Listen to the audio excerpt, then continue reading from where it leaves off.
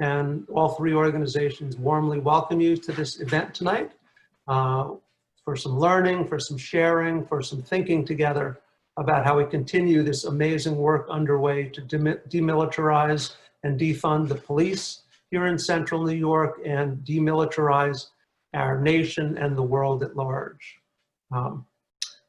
So before we get deeper into things, the Syracuse Peace Council has a practice of always starting events by acknowledging that we gather on the land of the Onondaga Nation. The Onondaga have been good neighbors to us, have taught us many things about how to live harmoniously with the natural world and with each other. Unfortunately, those of us whose ancestors came here from Europe have done not a very good job of following those teachings, and we commit ourselves to continuing to work with our friends at Onondaga to create a better future for all people and all aspects of creation. So before we go further, I want to let folks know that we are recording the event tonight for archival purposes and potentially for use in other ways to continue the educational work. So if there's anyone from government agencies listening in, we certainly hope that you learn some things about the kinds of inspiration and heart that we work with to create a more just world. The program is also being live streamed on the Syracuse Peace Council's Facebook page. So if you're a social media kind of person and can navigate it, you could go ahead and find that and share it on your Facebook page to make the information accessible to more people this evening. In addition to the organizations that have been involved in this, we want to start by recognizing the amazing work that Spark has been doing for several years in our community to address issues of police brutality and police misconduct and what Emily calls the carceral system, not a justice system, but a system of incarceration, of repression. So the work that we do here builds on that important work. And we're delighted to support Spark and its efforts, along with the many other organizations that are doing powerful work in this community. So the program tonight is going to feature kind of four pieces. The first piece is about reframing public safety, the need to demilitarize and defund the police here in Central New York. And Alice Queen Olom of Black Lives Matter Syracuse and Emily Singletary of Unchained will present about that piece. They'll be followed by Horace Campbell of PACCNY, who will be speaking about US militarism across the globe and tying that in some with the previous presentation. And then the final piece will be, or the third piece is Sarah Nahar, talking about how these pieces fit together and how we work to change it. Then the final piece will be questions and discussion. And we welcome you both sharing your views as well as asking questions. We're not going to make you force your comments or your ideas into the form of a question, as some programs do. And then at the very end, we're going to give, give the speakers a moment to share any final thoughts before we close. And the plan is to close at about 8:30. So that's our program for tonight. So again, the first piece is about looking locally at reframing public safety. So I'll introduce the two speakers and then turn it over to Queen, who's going to speak first. So Alice Queen Olom is an alumni of Lemoyne College with a BA in political science. She is a multidisciplinary artist whose artistry is based on social justice and has been using her skill sets and talents to contribute in the fight for justice for the past 3 years as a lead organizer with Black Lives Matter Syracuse.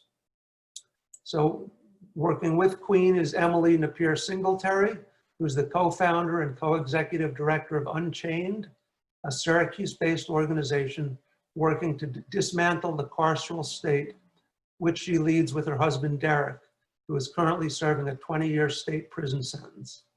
Emily has worked in the abolition movement as an organizer, advocate, researcher, and educator for more than 15 years.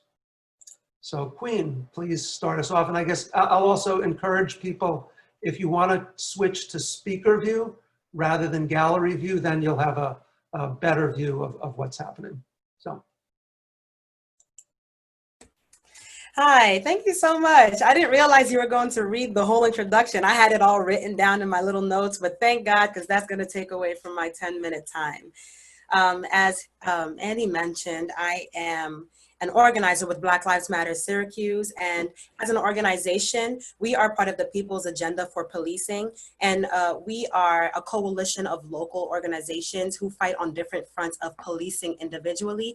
But since George Floyd's very tragic death, we decided that all organizations here in Syracuse were going to come together.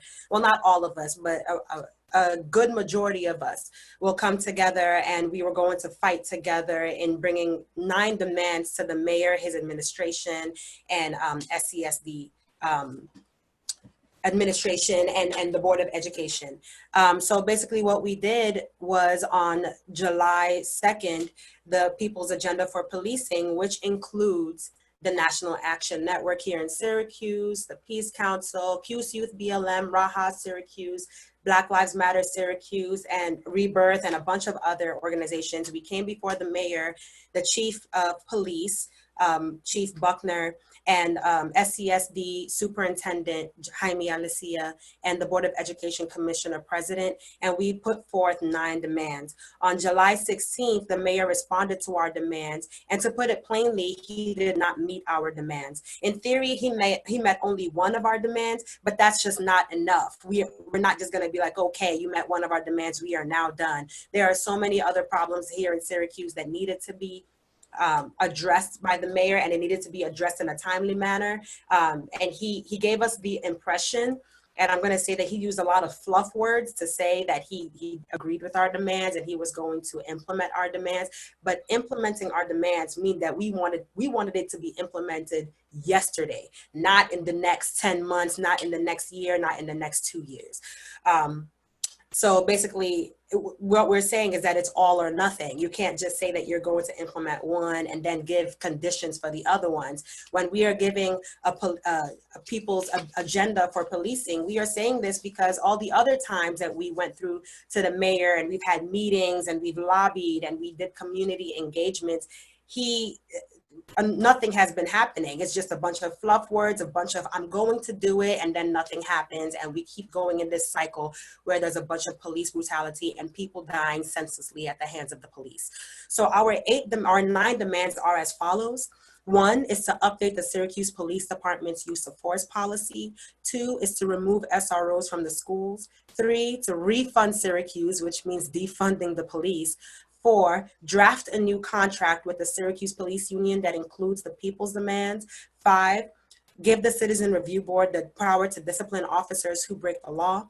6, let the public decide what the surveillance technology should be in Syracuse. 7, get rid of the SPD military technology. 8, require all Syracuse police officers to wear and use body cameras. And 9, legislate and implement the Syracuse Right to Know Act. And when I'm talking about all this, it basically all comes down to demilitarizing the police here in Syracuse and defunding the police.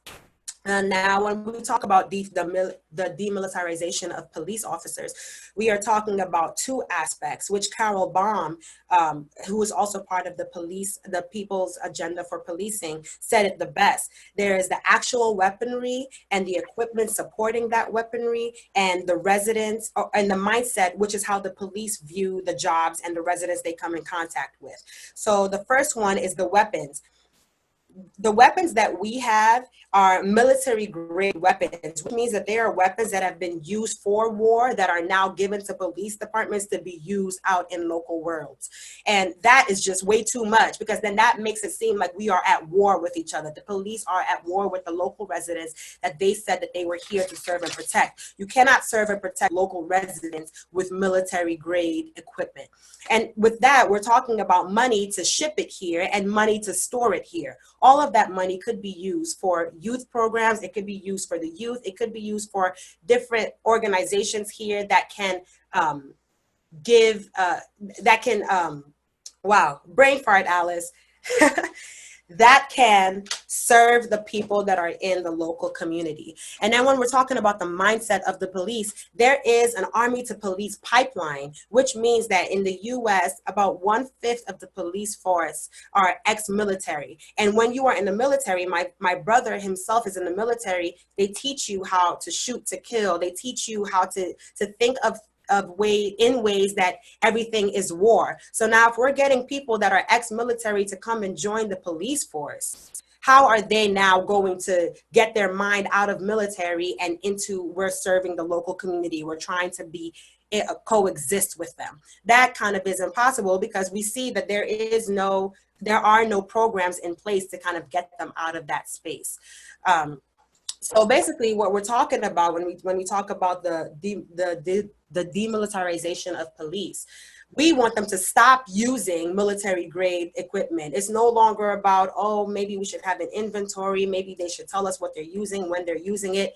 We just want y'all to give it back. We don't want weapons of war in our streets. We don't want people dying at the hands of the police. We definitely don't want people dying at the hands of the community. But the biggest gang right now in the US are the police departments, because they have all of this equipment and they're using it against us, and they don't have accountability. So when they use it against us, what they usually do is get awards. They don't have accountability. If they get fired, they're still receiving pension. They're living the good life, while the rest of us are here mourning the people that they have killed. We don't have that kind of closure that we need.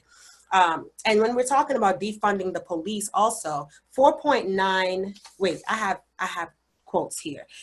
Syracuse Police Department's budget is $49.5 million. That's 21% of the city's overall budget. But this $49.5 million does not include the $5 million in lawsuits that the city had to pay out because of police brutality.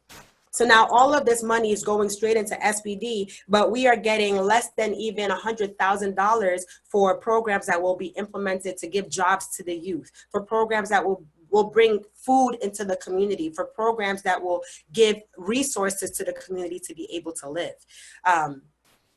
We have, and we're funding people basically to kill us, like I said. So we have a bunch of people in SPD, a bunch of officers who are considered to be serial rapists. This is Chester Thompson, who is known to have been to rape and to brutalize women as he was out there in the streets. We have Officer Valon Smith, who broke Jabari Boykin's arm when he was 14 years old in Nottingham, who slammed Maurice Crowley into the ground as Maurice was videotaping an unlawful arrest. And then we have Shaolin Moore, who was pulled out of his car because he was playing loud music. Here we are again talking about the demilitarization.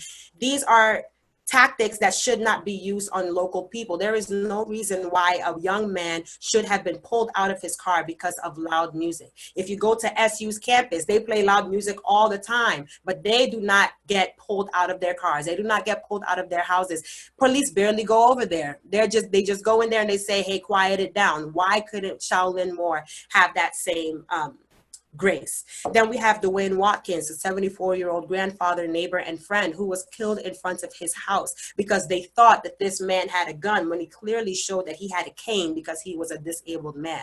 There was Terry Maddox, who was trying to have fun with his family on Father's Day, but ended up getting shot. And what happened to that police officer that shot him? That police officer got an award.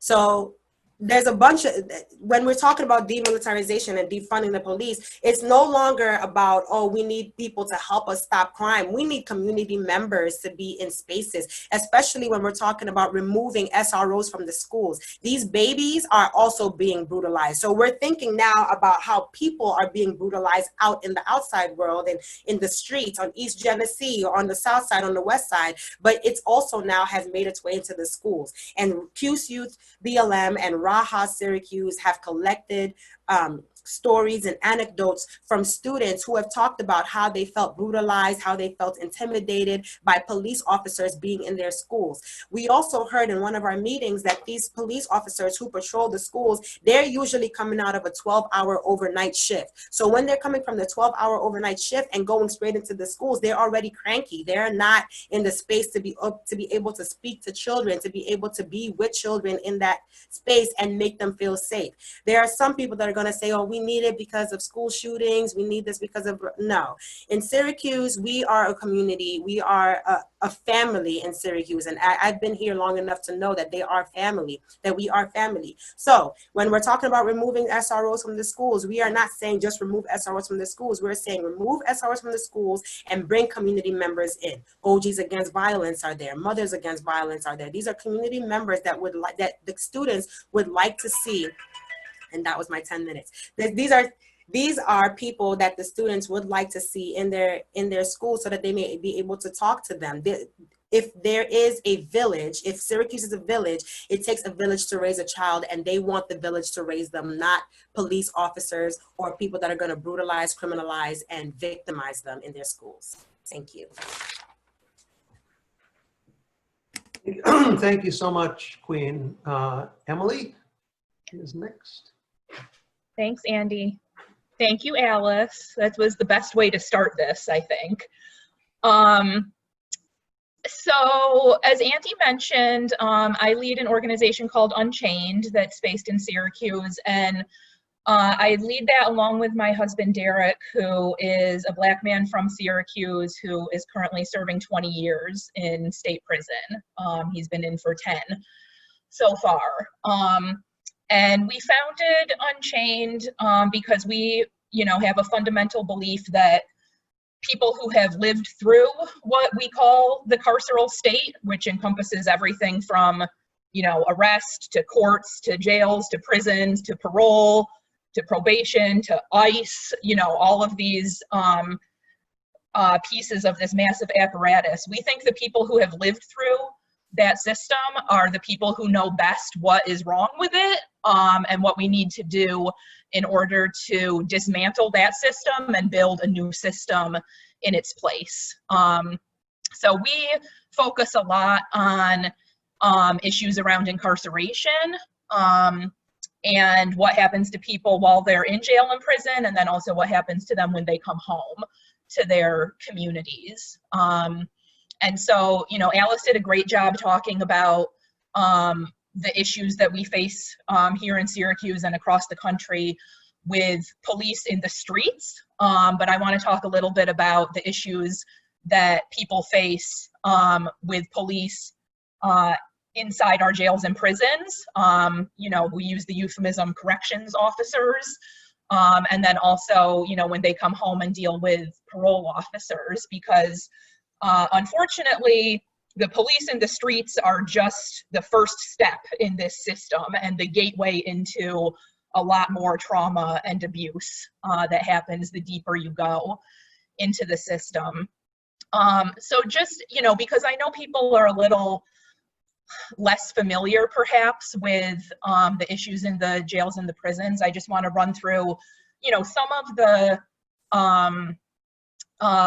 military-like tactics that are used in jails and prisons. And I'll also mention, Alice talked about former members of the military joining police forces, and that is very common. About 20% of police officers are ex-military, but also about 15% of corrections officers in jails and prisons are ex-military, and that's compared to only about 7% of the general population who are ex-military. So, we're talking about bringing literal military personnel into our jails and prisons, not just the military tactics that are used. But so some of those tactics, there's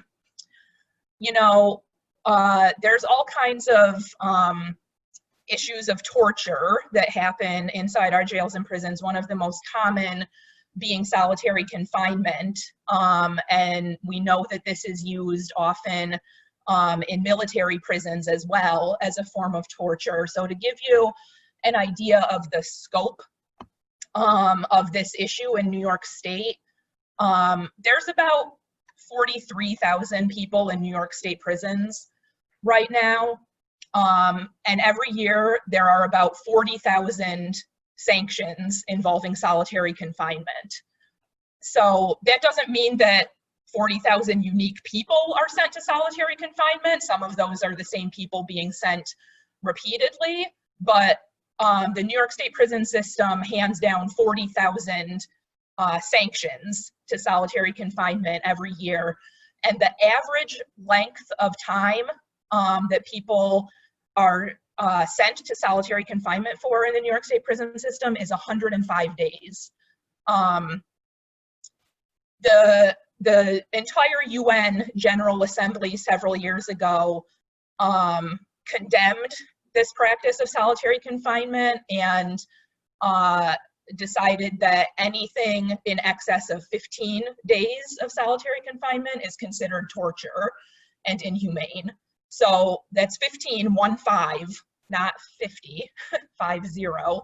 But our prison system on average is sending people to solitary confinement for 105 days every time they sanction someone to solitary confinement, and it's doing just tremendous damage to people.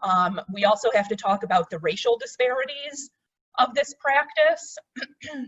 So for sentences in solitary confinement, 57% of the people sent to solitary confinement are Black and 24% are Latinx. So that's, you know, about 80% of the people who are sent to solitary confinement every year are either Black or Latinx. So we're talking about huge racial disparities with that practice.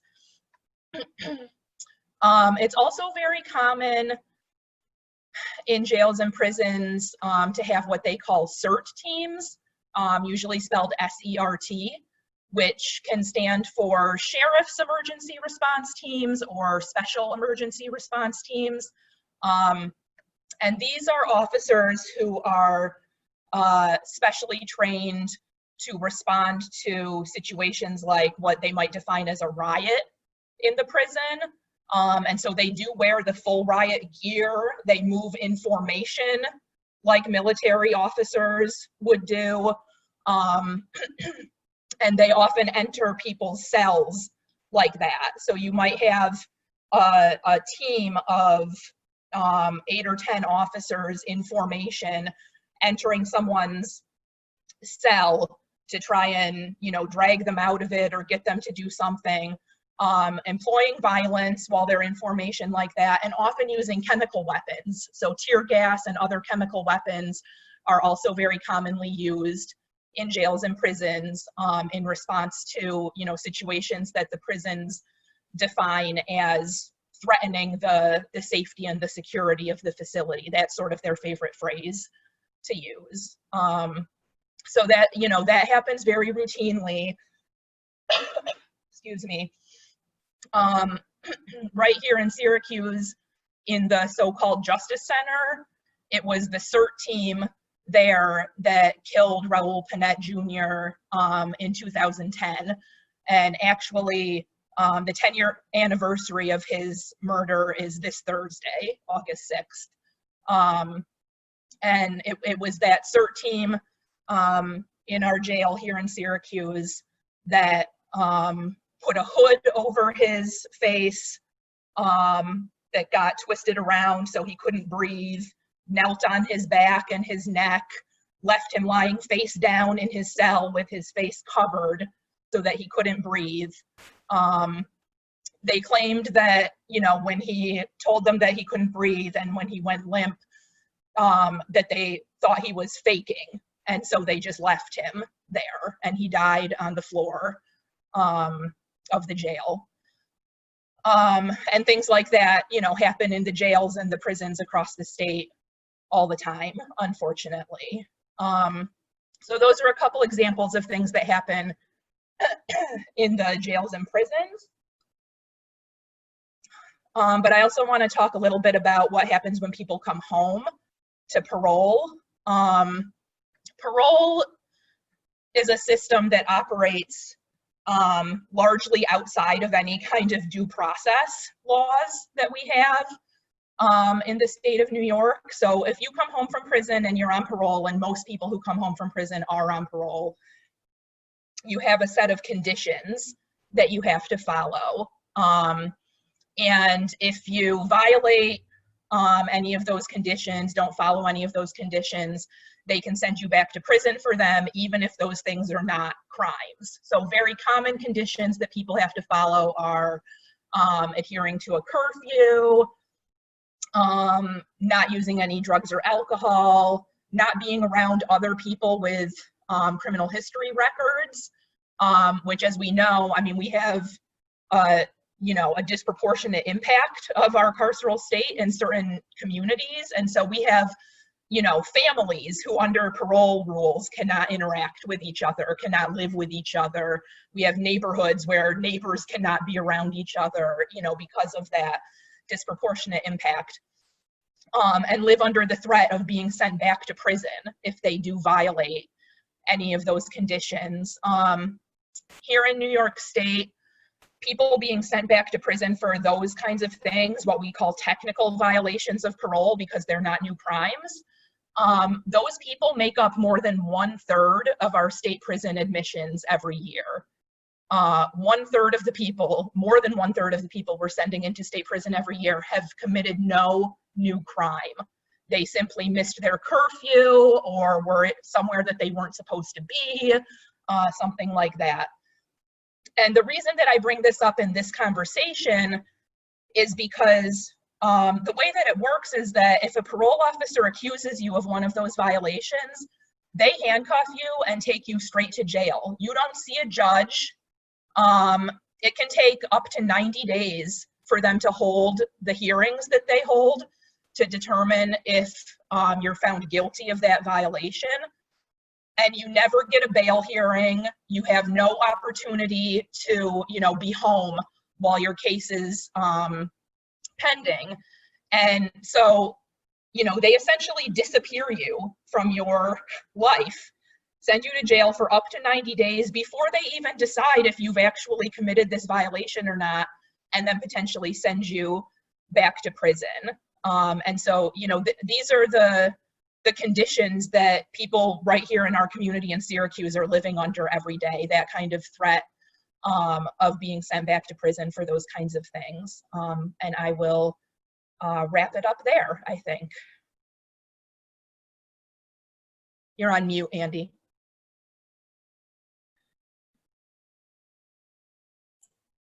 Thank you for the reminder about that, right? It's good to mute, but then you forget to turn it back on. So thank you, Queen and Emily, for sort of giving us a quick overview of sort of what's happening locally in terms of the effects of this terribly oppressive system, this militarized police, so-called criminal justice system. So Horace Campbell is going to speak next. Horace is a political activist and teacher. He's been active in the peace and social justice movements for decades. His most recent book is Global NATO and the Catastrophic Failure in Libya, Lessons for Africa in the Forging of African Unity, published in 2013. And I also want to note that Horace is actually the person who sort of initiated this collaboration to address these issues of militarization of policing in local communities and at a global level. So thank you for that initiative, Horace, and we look forward to hearing your thoughts. Well, thank you, Andy, and thank everybody who came out. The Pan-African Community of Central New York is an organization that seeks to do work in the community around African descendants seeking social justice and peace. And as a peace activist, I thought that this particular historical moment is one where we have to intensify our work. And I'm thankful for Queen and for Emily for stating very clearly the front lines of the repression that is going on in our community at this moment. But that repression the way in which people are called upon to subsidize their own repression is only a subset of the nature of capitalism, racial capitalism, and the militarization of the planet at the present moment.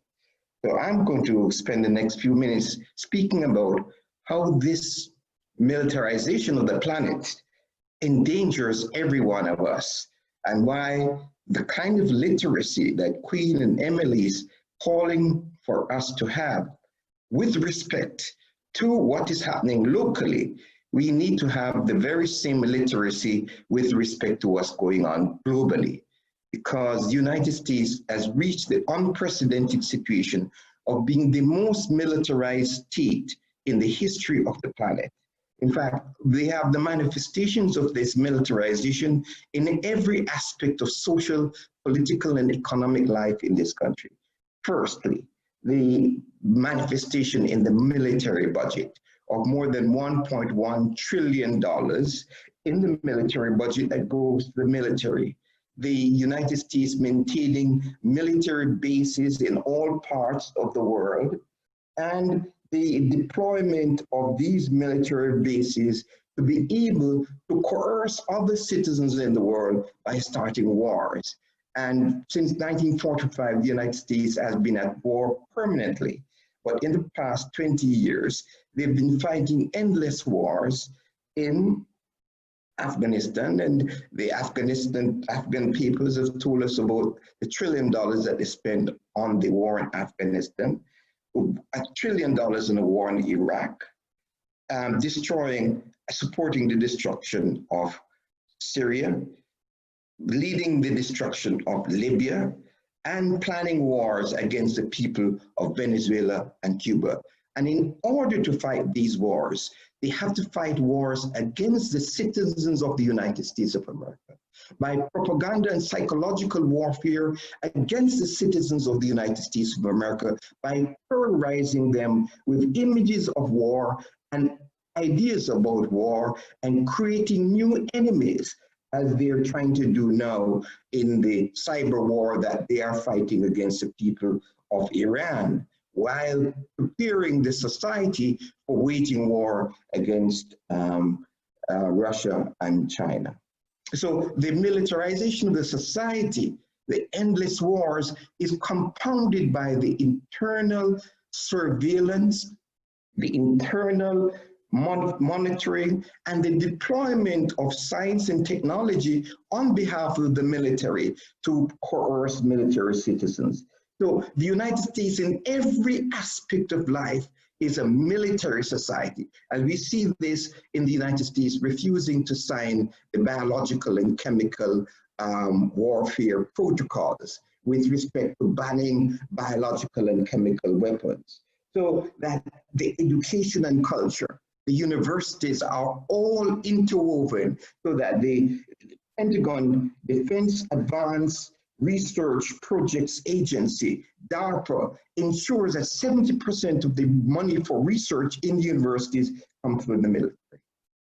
So all of this militarization has also polluted the political space. But for the forces fighting for peace and social justice and the youth, the society would be completely militarized and be as close to the German form of militarism as policy. The politicians glorify militarism, and every congressional district is interwoven with this revolving door between Wall Street and the military. The question though, are we just talking about statistics about wars in Iraq and about $1 trillion? Are we talking about a particular moment in the history of capitalism when the contradictions of the forms of accumulation of capital require racism, militarism, and the kind of brutalization that we see? That we cannot understand COVID as a health pandemic. We must understand COVID as part of the crisis of the capitalist system that placed profits of corporations before the health of human beings. And so the crisis that we see in the militarization of the society is a multi-sided crisis of an environmental crisis, an economic crisis where we have 40 million persons unemployed, we have a health crisis, we have a political crisis, and these crises have the potential to lead us to the kind of destruction that we saw in World War II. So what are the lessons that we can learn from German militarism and German fascism? The first lesson is that in an economic crisis, the ruling elements seek to divert the attention of the people by going to war. The second lesson, the crisis of capitalism in the United States of America is manifested itself as an intensification of the ideas of white supremacy, xenophobia, anti-immigrant, and all of those ideas of chauvinism that we see in the society. Third aspect of it is how the repression of non-white peoples, the killing of Jews, gypsies, and gays and lesbians were manifestations of this capitalist crisis in Germany. So the challenge for the peace movement in this country at the present moment is to break the power of the ruling class to ensure that the convergence of these crises do not take us to the kind of war that is being promised with the kind of xenophobic language calling the COVID-19 the Chinese virus, the kind of language of war against the Venezuelan people, against the people of Cuba, and the kind of violence that they have carried out against the peoples of Africa. What the peace and justice movement have to be able to do, as being done in the city of Syracuse, is to completely make people literate to fight against the weaponization of everything, the weaponization of culture, the weaponization of the internet, the weaponization of trade, sanctions against different countries, and most important for the citizens of the United States of America to understand the weaponization of finance and the weaponization of the dollar as a currency of world trade. Most of the citizens of the United States do not understand that the dollar as the currency of world trade allows the United States of America to print dollars. So when we hear about the CARES Act and $4 trillion being dispersed, we do not understand the relationship between the printing of dollars in the United States of America and the repression of citizens in all parts of the world, because they're forced to keep their reserves in dollars. And they're forced to keep their reserves in dollars, and the deployment of US troops internationally is to ensure that the United States remain the dominant financial power in the world. So the question for us in this country at the present time is that our call for demilitarization must call for the kind of reparative justice so that we dismantle the IMF and the World Bank, that are institutions which serve the interests of the United States and serve the interests of the United States military at the present moment. So the demands that are being made locally by Queen and Emily about dismantling the police in Syracuse is also being made internationally, because Black Lives Matter movement represents itself not only as a movement fighting in the United States of America, but a movement fighting for the rights of peoples everywhere.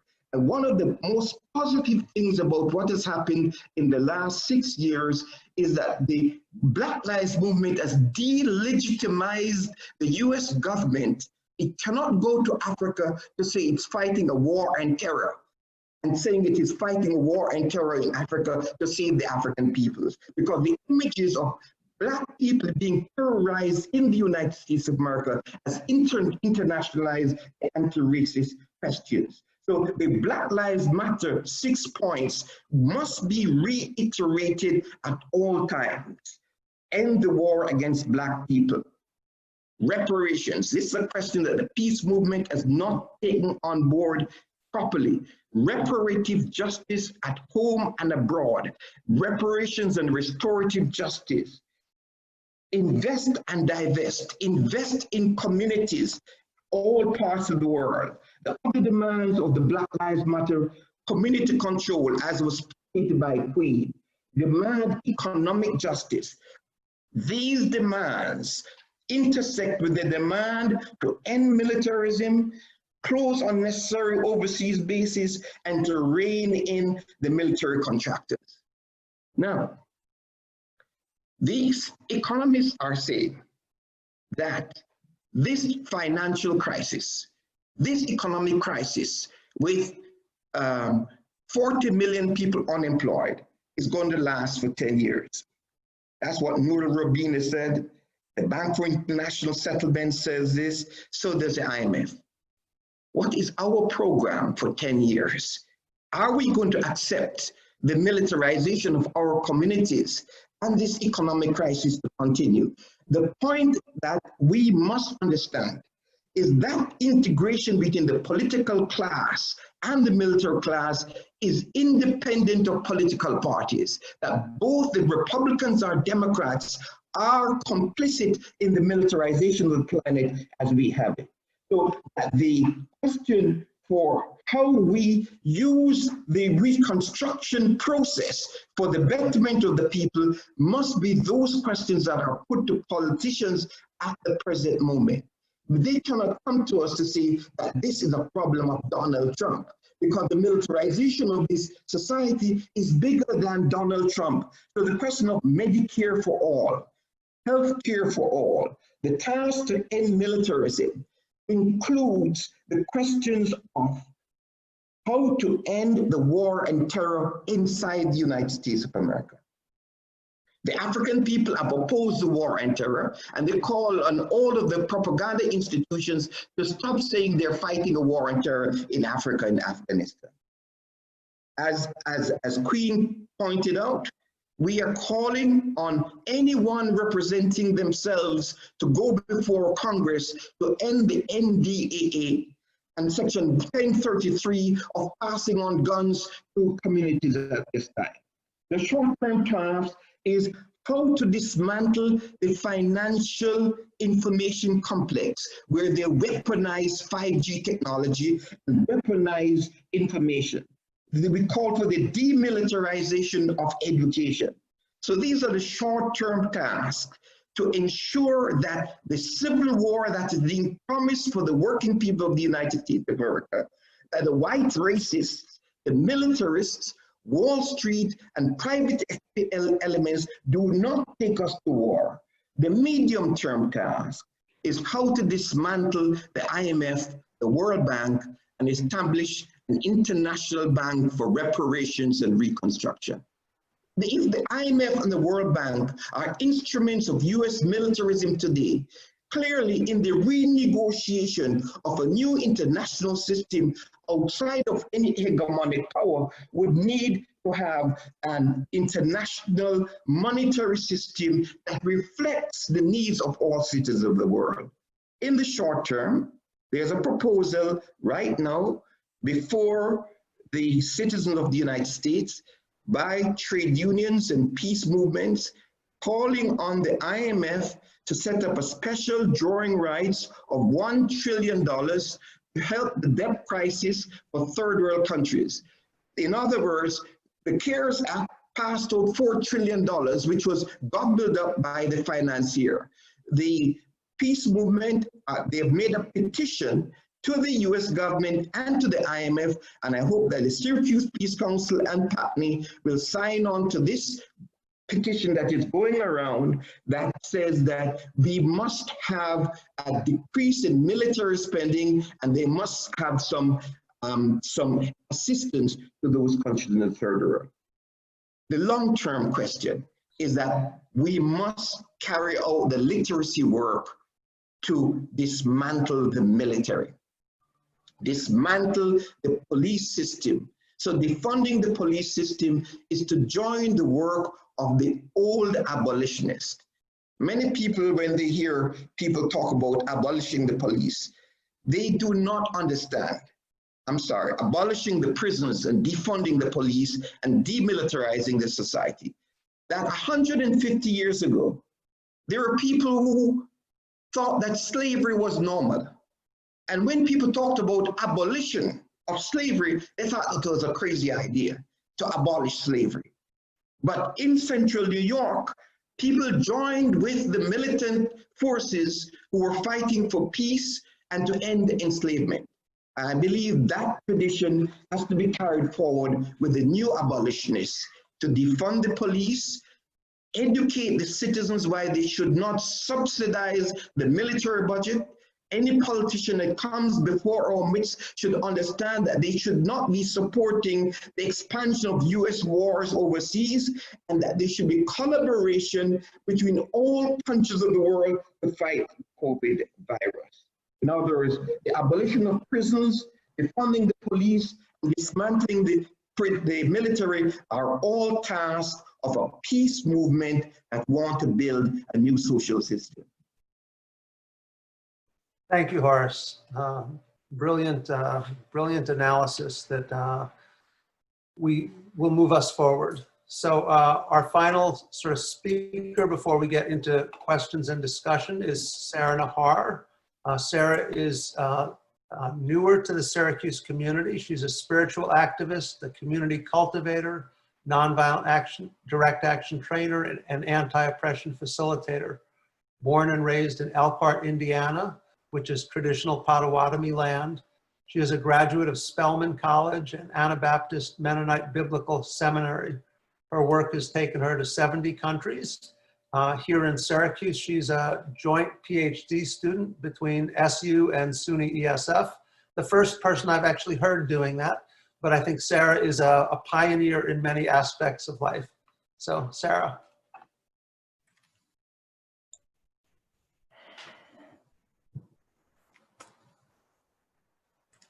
I am many things, Andy, but a pioneer is not one of them, I hope. Always trying to watch out for that settler colonial language. Thank you for the opportunity to be with you here tonight. Before I begin, I would just invite us to take a moment to breathe together and to wiggle a bit and just digest the brilliance we've already heard. So if you want to take a moment to turn off your video, you can, or you can keep on video, but just to stretch and to let every cell in our being really take in what we've heard. You may have been really excited by what's been said. You may have felt challenged already, but just to break down our own intellectual defenses that come up and to let maybe this new information or different ways of hearing some of the same stories get in, just kind of shake it out, tap it out a little bit as we go into our final segment.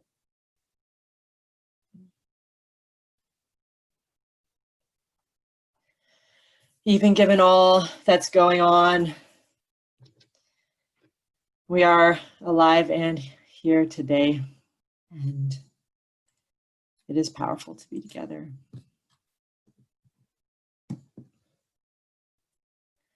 Queen mentioned that we want an end to police using military-grade weapons, period. And I want to say, and my colleagues globally have asked me to say, that we want an end to the use of military-grade weapons everywhere, period. I am here in service of a world where the weapons used on our streets are not used on any streets, anywhere.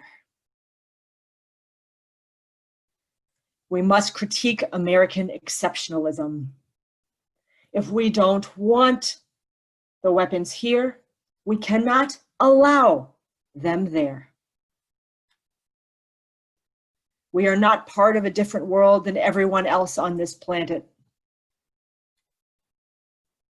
Sometimes the US uses for itself as a metaphor that it's the world's cop. As Dr. Campbell said, military bases everywhere and huge amounts of our federal budget going towards war. It's glorified in Congress. What we are seeing in Portland now, Iraqis have seen for 17 years. Most of the world is not surprised at what they are watching here. Some, in fact, despite their pain, are relieved to see it hit us in the face like this. They don't want more pain, but they've been asking us to stand up and speak out, or less ableist, to do what we can to say stop to this. And wow, a lot of us have tried. There have been resistors to every US-led war. And overall, Black folks have not supported any war that has happened. Period. And yet, even in the midst of their relief, they are sharing information with us on how to handle the situation. Palestinians were some of the first people to immediately let the activists know in Ferguson what to do with tear gas, because it's the same company producing the same tear gas that's raining down on them every day in service of an ongoing US and Israeli military occupation of their lands, as it is coming home in Missouri. And so activists have been sharing knowledge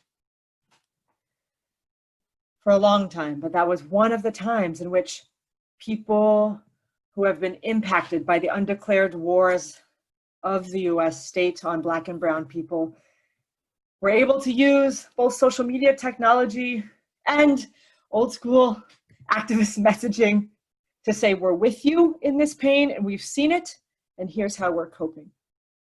Here's how we're resisting. And that includes keeping a lot of culture alive.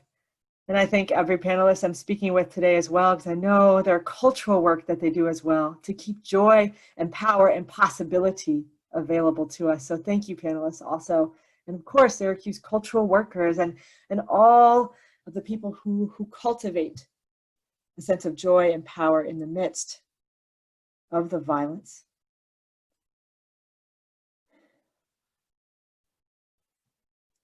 And so as we think about the ways in which the US, as the largest exporter of weapons, is doing this as a part of its dominant cultural work. Our gun-dependent society bleeds this method as conflict resolution, shooting, but it's really dominance, it's really power over. Sheja Patel said it best, and I just want to name as another part of the conversation, but the NRA is looming large in this dialogue here too. And Sheja Patel said it like this: what the NRA is to the American population, the US government is to the global population. A cult of mass murder, lost to morality, rejecting humanity, refusing culpability. And it's really intense to hear that, to hear what has been done in our name. In the same way that so many white folks are waking up to this moment of recognition of how much has been done in their name, protecting their neighborhoods, etc., and is feeling the grief of that, it is yet another opportunity for us, wherever we're coming from in the US, to recognize what has been done in our name to protect our neighborhood, profits, and property elsewhere, and to really rethink it all, which goes back to that economic analysis that Dr. Campbell was speaking about. And it's not only then here that the militarization of the police force is problematic. Like, it's not okay to have cops just with guns and batons. That's also a problem. And so we reject entirely the police force and the military force because it's about controlling people by coercive force.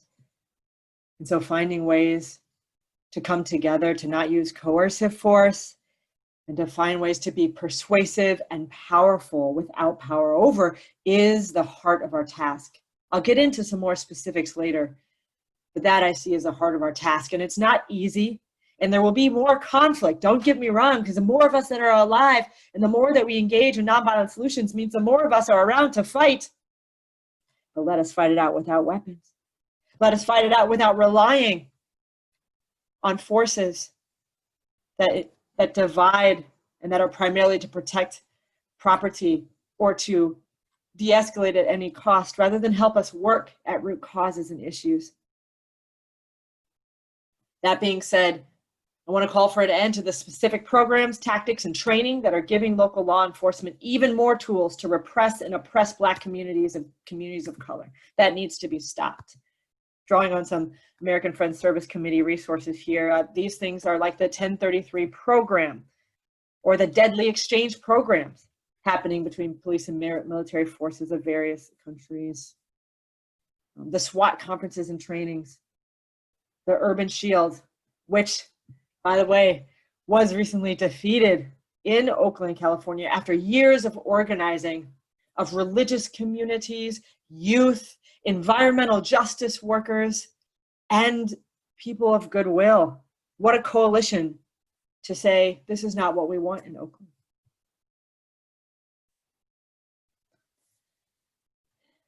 What we are seeing, it's been documented at least since Vietnam, heard on an NPR program, is that there's a rise in white supremacy activity every time after war.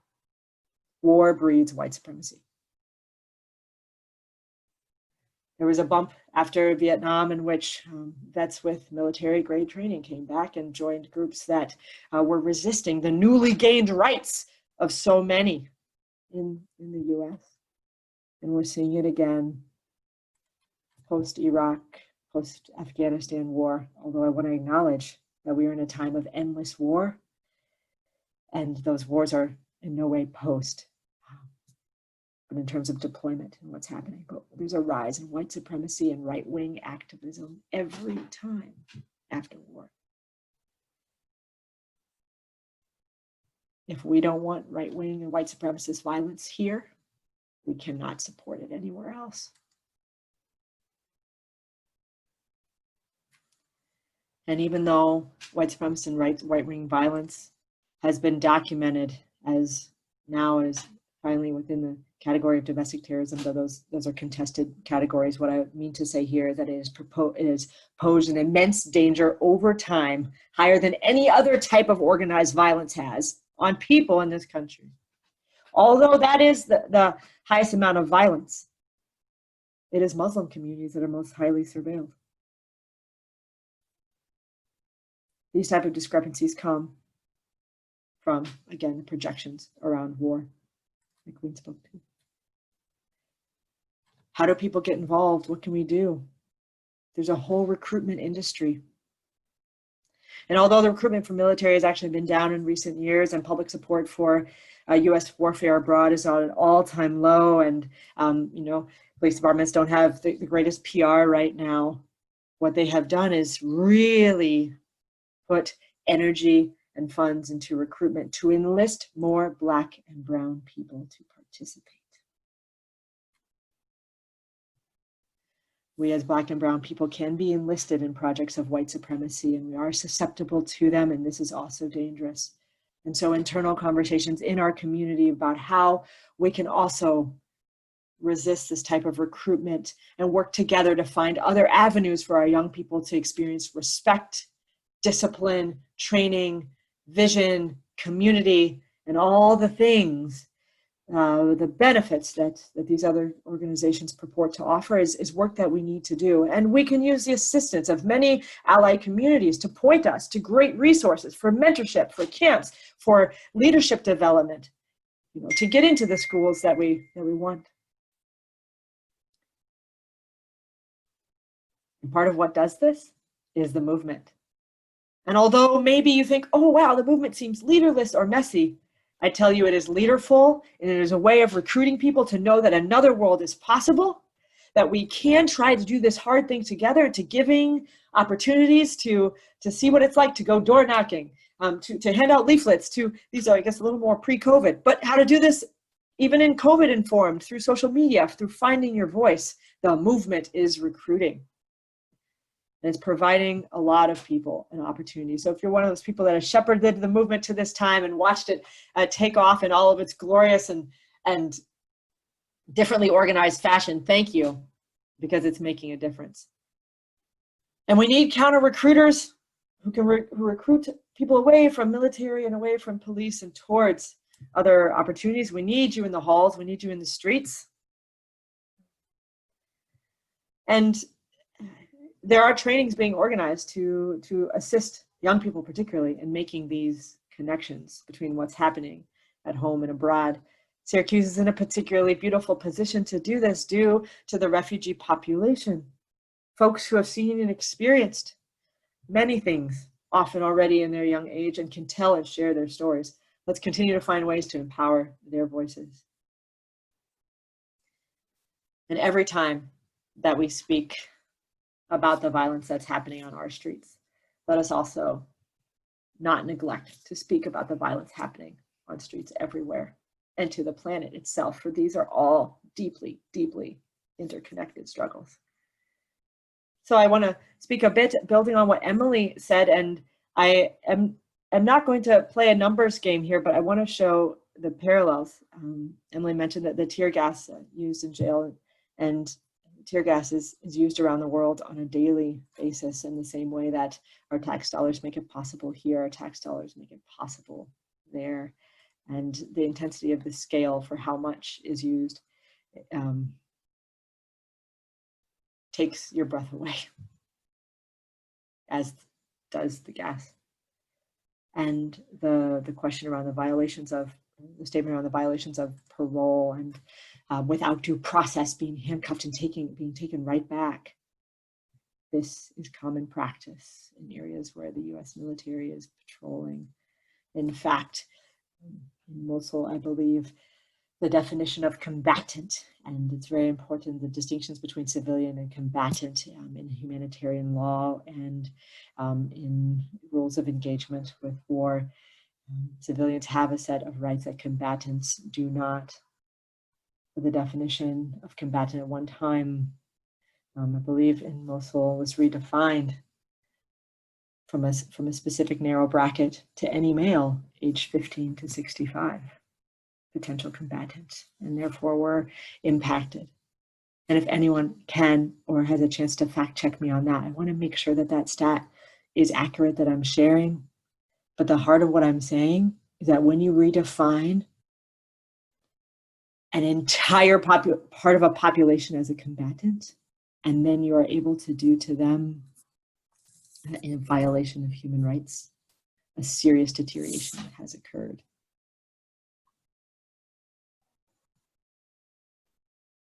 And the tactics used that Emily mentioned, used in prisons here, are used in military prisons anywhere. So when you see crossing your screen an opportunity to sign a petition to close down Guantanamo Bay, sign it. Sign it for the sake of your community. Because what they try there, they try here too. What they do there, they do here too. And to thank you for telling us about Raul. And you shared the gruesome details of his murder. And it really spoke to me that happened on August 6th. And immediately I thought of Hiroshima, Japan, on August 6th, and the 80,000 people whose lives were instantly taken, and at least 60,000 dead by the end of the year from the effects of the fallout trauma on the body. And we know the effects of the fallout from our prison tactics on families and communities everywhere. Trauma.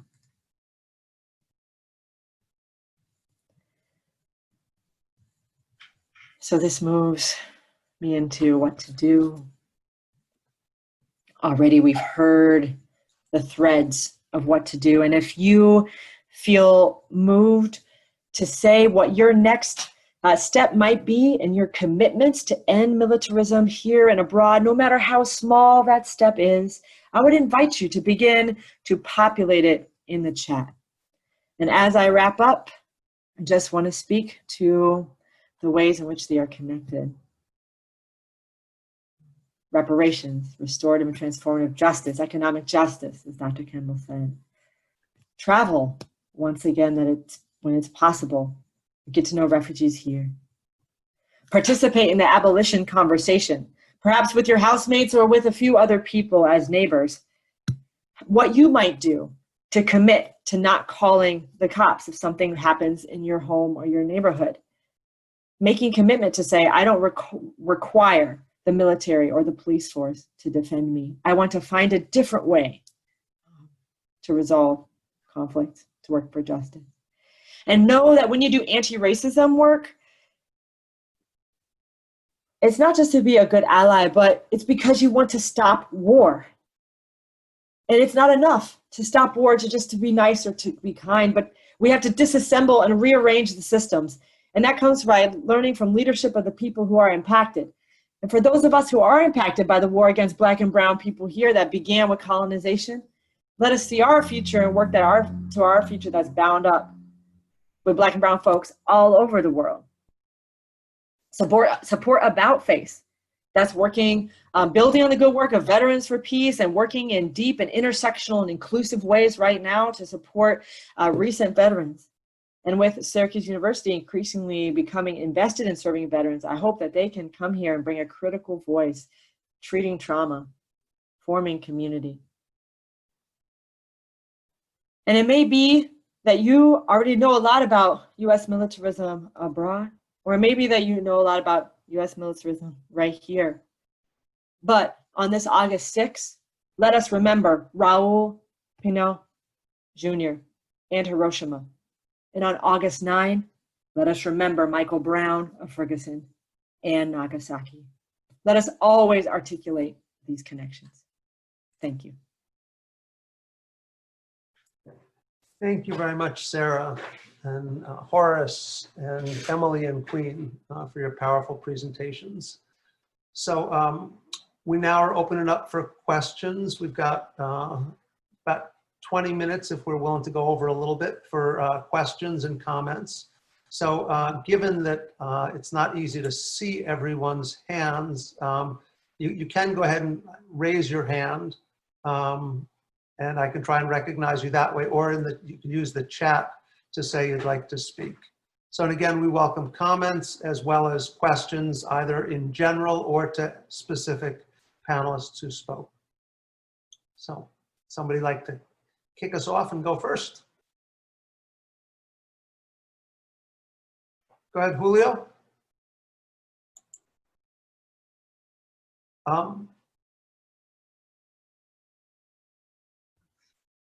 Beautiful. Ah, okay. With respect to, this is directed more towards Queen, who mentioned this. With respect to the demand for the change in the use of force policy,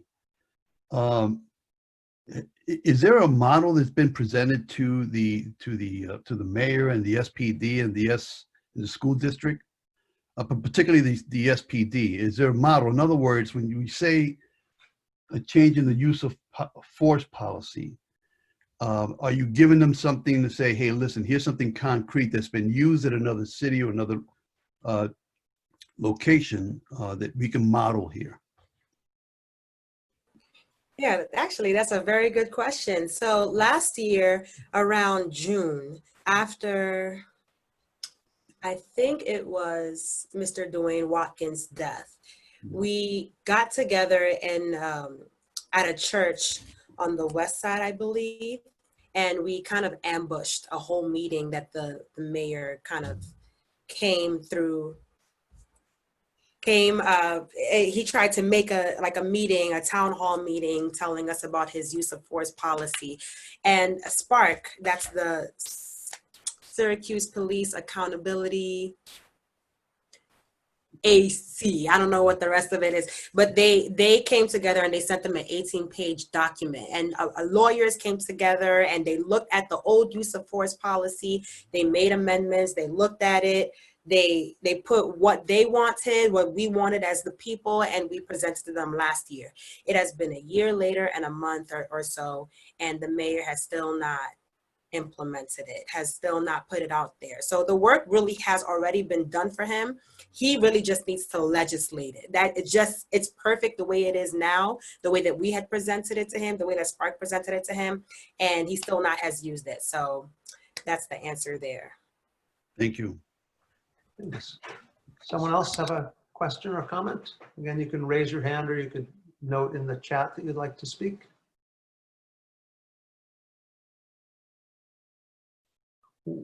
while we're waiting on someone else to add a little to what Queen said at the, it was maybe a month or so ago, the mayor responded to the demands, and he's in his response to that demand about the use of force policy, he sort of talked about that he was going to look at what he'd been given a year ago, as Queen said, and it was a moment where it was particularly poignant and disappointing that he and the whole police hierarchy had this detailed information that seemingly they had not bothered to look at all. So, but Jack, you'd like to?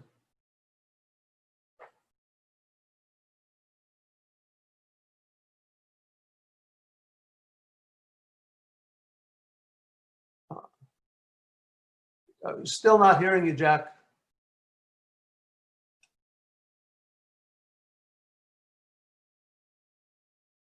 You're unmuted. Is there something going on with your mic, maybe?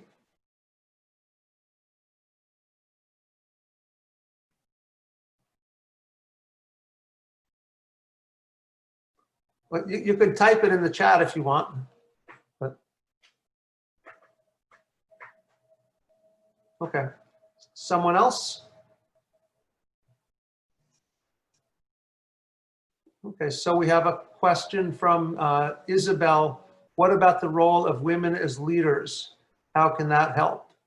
So it's directed to anyone, so someone on the panel could respond to it, or someone else who's here who hasn't spoken yet is welcome to respond. So maybe raise your hand if you'd like to speak to that question. The role of women as leaders and how that can help in this movement, this struggle.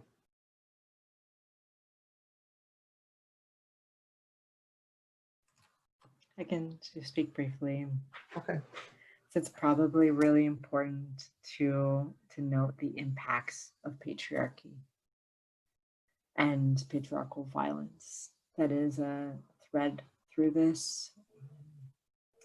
Queen mentioned the amount of violence from men within the police system, also in the domestic sphere. This is a stat that carries around what women have experienced in the military space. And I think beyond maybe a particular gender identity, just want to point to the importance of recognizing that patriarchy is about scarcity and separation, and that these are also related to roots of violence. And so whomever through their life expression can bring in abundance and connection to flow and connection to one another absolutely leads us towards a different form of leadership and can assist in reducing violence in all forms. So the impact of patriarchy and patriarchal violence is very real in this. And so whatever people can do from their different vantage points is really important. So yeah, start by listening to more women in your life. We'll just start there, and then also let's see how it flows. I just want to add into that it's really important to listen to Black women's voices, especially those that are the most marginalized, know exactly what they need. And if they are able to get the freedoms that they need, the rest of the world will be able to get the freedoms that they need. So listen to Black women, listen to Black trans women, listen to women who are marginalized that are also part of the Black and the person of color spectrum.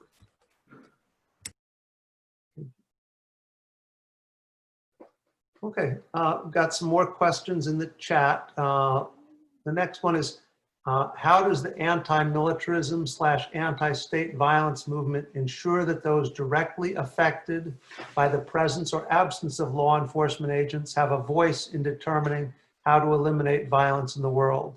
For example, how to ensure that city school students are represented in conversation and policymaking about cops in schools, and how do we ensure that people in developing countries have a voice in conversations about US military power? Someone want to respond to that?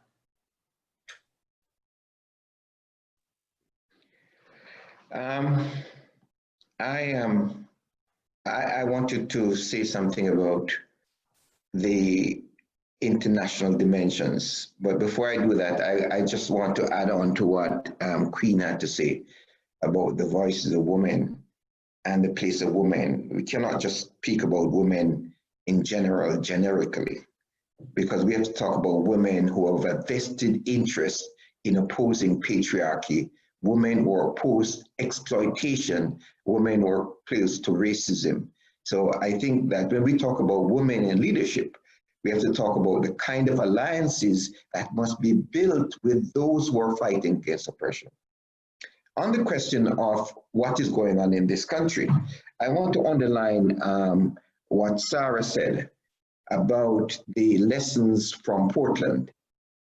The lessons from Portland is that the right wing and the military can be defeated by an alliance of organized people.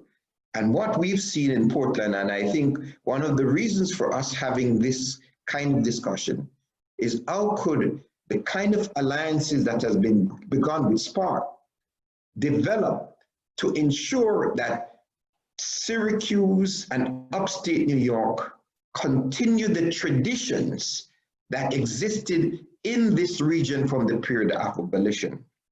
Now, on the question of international peacekeeping, I think this is where literacy about US militarism is most urgent, because the United States did not go to Iraq or Afghanistan or Libya to say they're going there to fight wars.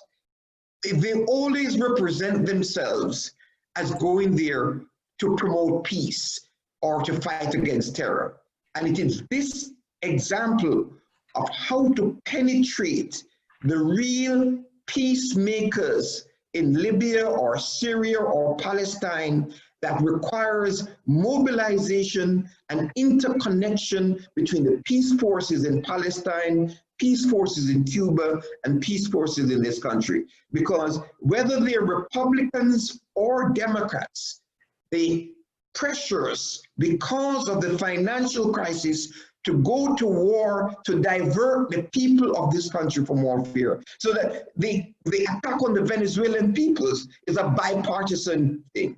Both Democrats and Republicans support the kind of sanctions and trade wars against the people of Venezuela. So the work of the peace movement is now more urgent than ever in the traditions of the abolitionists of 150 years ago, because we are moving in the same direction of warfare on the streets of this country as we have seen that has begun in Portland.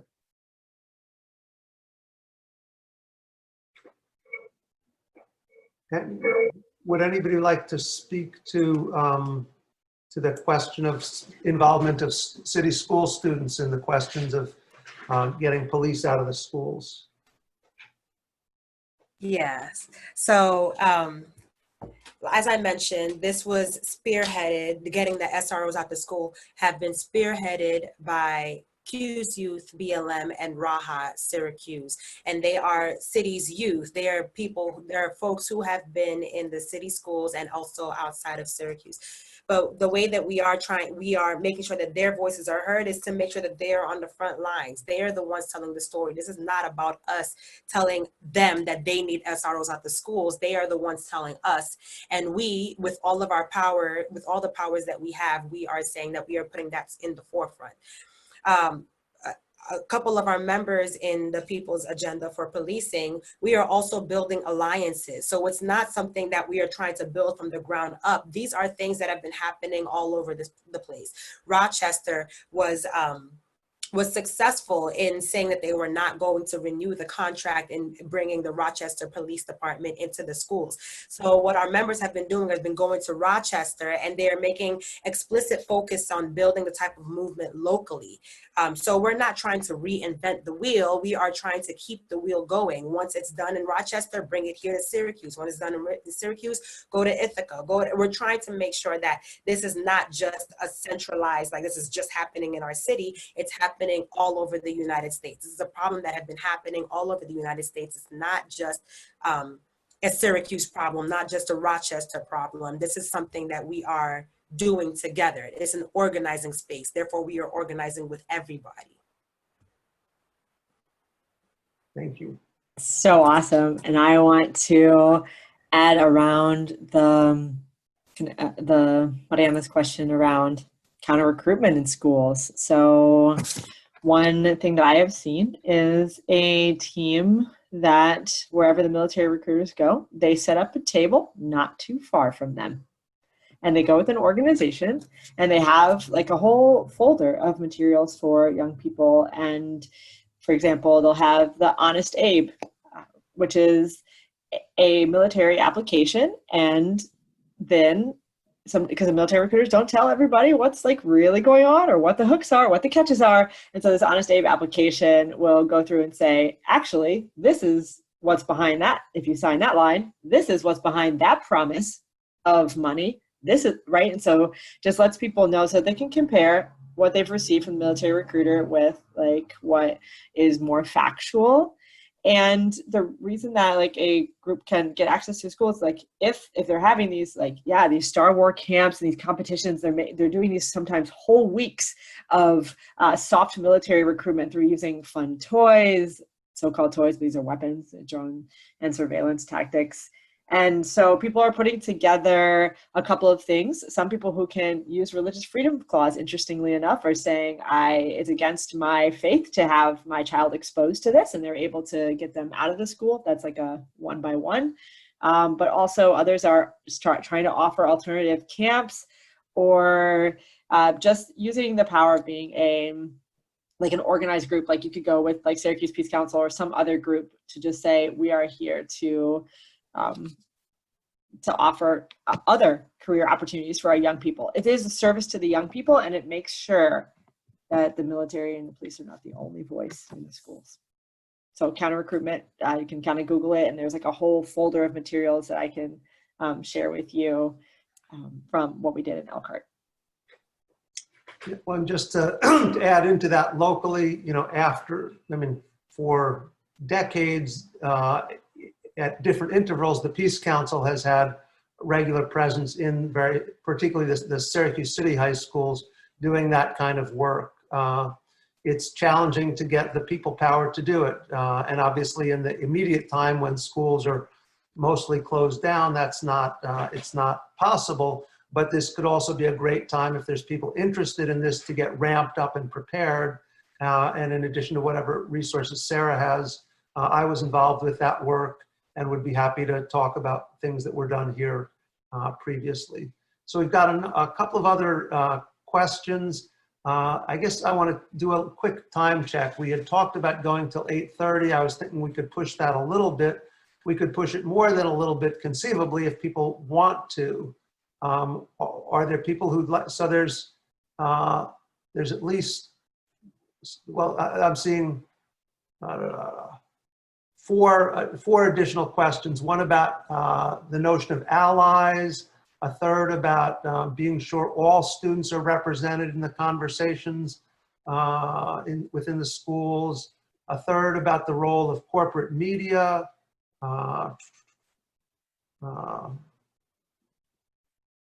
and the fourth one's a little more complicated. So would people like to plan to go another 20 minutes, say, till like 8:50?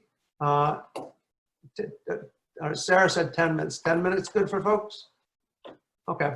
All right. So we'll take them in order, and we won't get to all of them because we want to save 5 minutes to allow the panelists a quick checkout kind of statement and ask them to really try to keep to that 1 minute kind of time frame.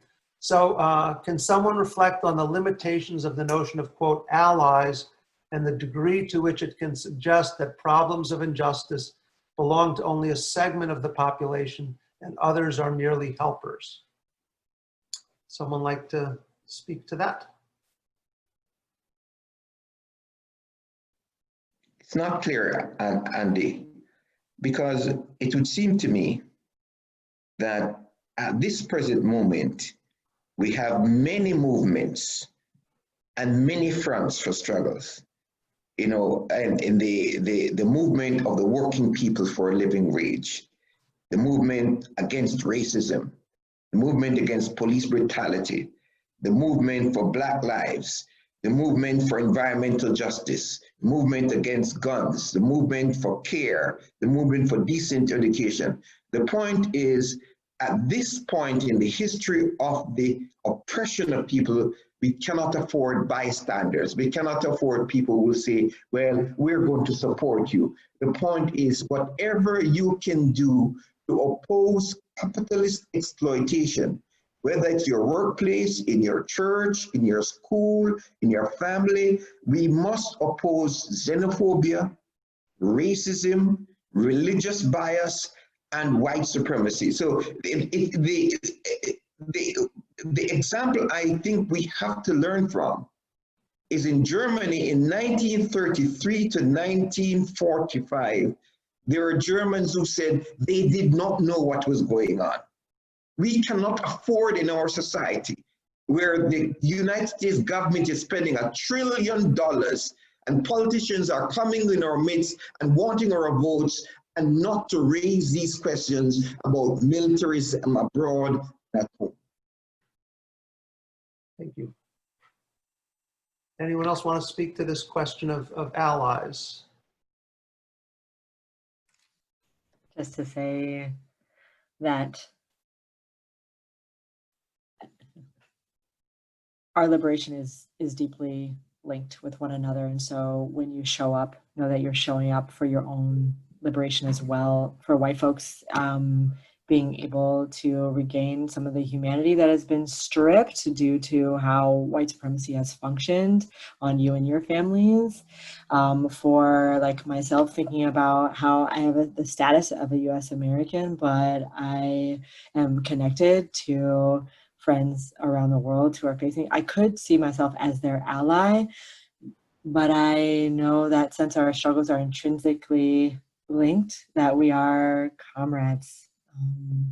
And that we are all really putting in whatever gifts and ability and willingness that we have. So I think just recognizing that the connection that I was trying to make is that sometimes allyship comes up within the context of anti-racism, but if we recognize that racism is actually like a war against Black and brown people, then you can, like, in the same way that you would work to stop war because that violence seeps into everything, you would stop racism because that violence has seeped into everything and is reducing your space to be human and creative. So just recognizing that, like, the future of white folks is intrinsically tied to the future of people of color in this country, and the future of the United States is intrinsically tied to the future of what's happening in the world. Okay, so why don't we brief response to the question of the role of corporate-owned media using rhetoric and creating scapegoats to justify US invasions and occupations, and how peace mobilizations resist that. So a couple of quick response to that. Well, the corporate media has lost the battle for spelling out what the priorities are. One of the beautiful things about the Black Lives Matter uprisings that have intensified since May is that they do not have the lead in framing the questions about who are the perpetrators of violence in this country. But this is a major, major task because corporate media is now linked up with the digital companies that are moving to use artificial intelligence to do new forms of racial profiling and new forms of repression using the most advanced media. So the work to break up the power of the conglomerates and the digital companies must intensify. Part of demilitarization in this country must be to nationalize the banks and to nationalize companies like Facebook and Google, to make them companies that are owned by the people to serve the people, because at present, those companies are integrated with the military information complex. So the nationalization of the banks, setting up public banks, and not subsidizing the banks to militarize the planet for the 1% are tasks that are ahead of us. Thank you. Okay, why don't we go ahead into the closing round, and I don't know, why don't we go in reverse order maybe? So Sarah speak first, and then Horace and Emily, and let Queen close us out. Does that work? Yes. I would invite folks, if at all possible, to live simply as a way to daily reduce your reliance on the violence of the state here and abroad. So divest from the state, invest in your community. This can also include withholding portions of reducing income so you can be viable, but still not having such high incomes to pay so much for war, or getting together with others to say, we will not pay for war, instead we will direct our energy elsewhere. You know, that is the act of civil disobedience, and it has been practiced by multiple communities throughout time who have lived simply and have said, we will not work for peace all day and pay for war all night. So there are examples of war tax resistance that's possible. And so whatever you can do to increase your non-reliance and help us think about how community safety and our interconnected web of life that is inviting us right now to live very differently and to transition towards a life-sustaining society. Let's do it. Every little part matters. Let's build power and intensify our work. Thank you, Sarah. Horace?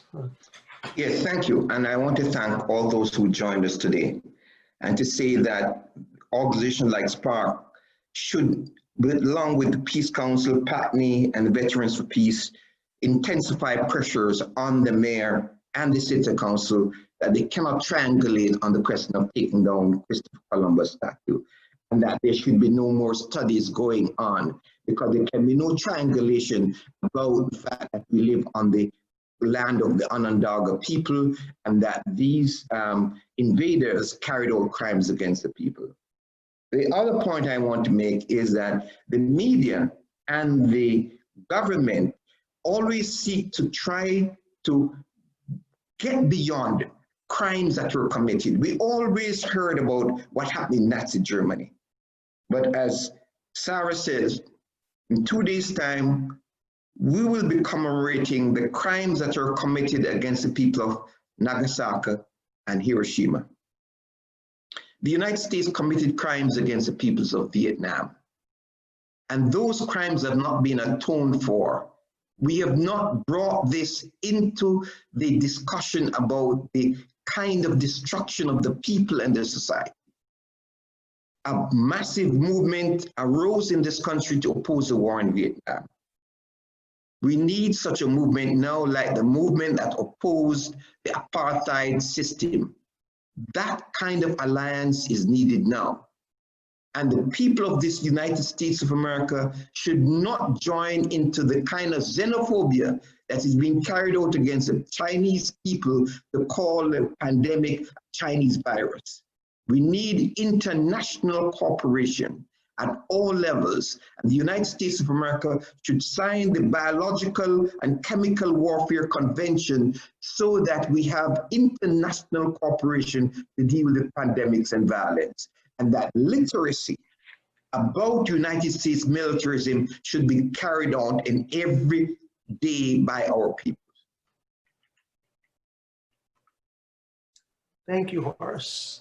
Emily.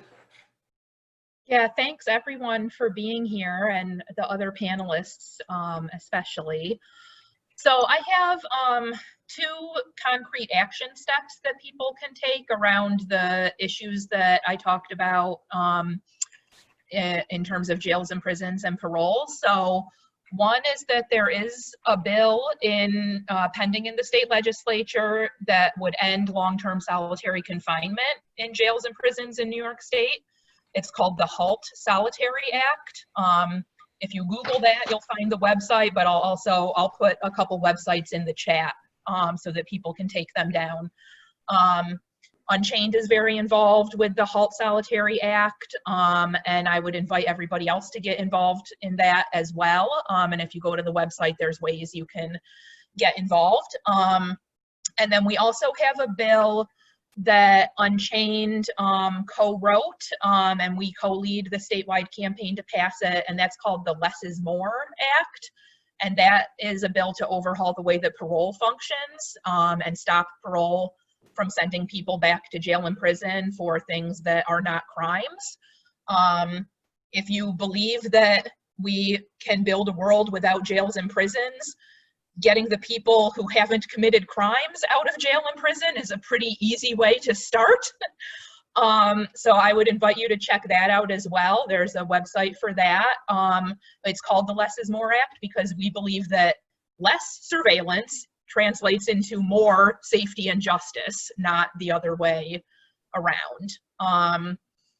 And if you want to keep up to date on what we're working on at Unchained, we're on social media at Unchained Now, and I'll put that in the chat as well. So thank you, everyone. Queen. Yes, thank you so much to the other panelists. I've learned so much. And thank you all for your questions. I just wanted to answer the question real quick to Jasmine. The youth are spearheading getting the SROs out of the schools. We, though, are just putting our weight behind it. All of us are putting our weight behind it. So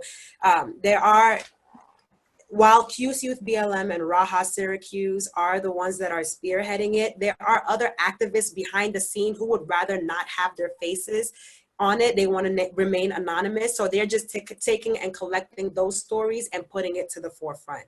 So it's not like a few activists, it's a bunch of students who have felt the weight of having SROs in the school and are speaking up, and they've had this platform, and we are now working together to get that out there.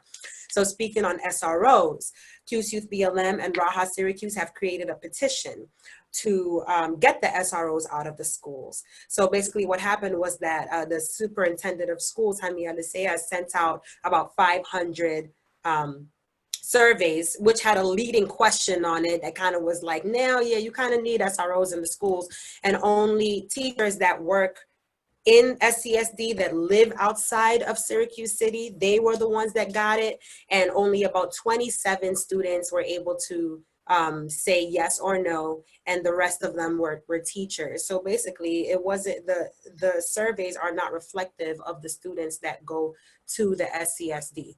So to combat that, we have a petition, and we are saying if you believe that SROs should be out of the schools, and we're taking SROs out of the schools and putting community-based leaders into the schools to take the place of SROs, please sign your name in their petition. And you can find that petition on CUSE Youth BLM's Facebook page. That's CUSE Youth, YOUTH BLM, and Raha Syracuse's Facebook page. That's RAHA Syracuse on Facebook.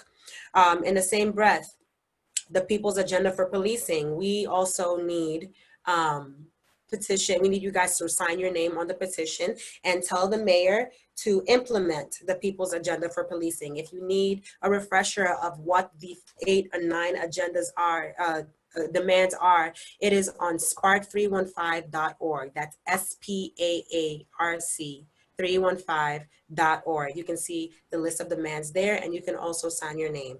In the same breath, you can like Black Lives Matter Syracuse on Facebook. We always update there. We are always collecting stories. We are always trying to figure out how we can help people. We are locally based and we are volunteer based, so we try hard to always talk to people to make sure that what we are asking from the administration and from the government are basically what the people are asking here in Syracuse. And like I said, we are a village, we are a family, so we are always uplifting people's stories, we are uplifting people's ideas, and we are always trying to find ways to implement it for a better Syracuse, for a better nation, for a better world.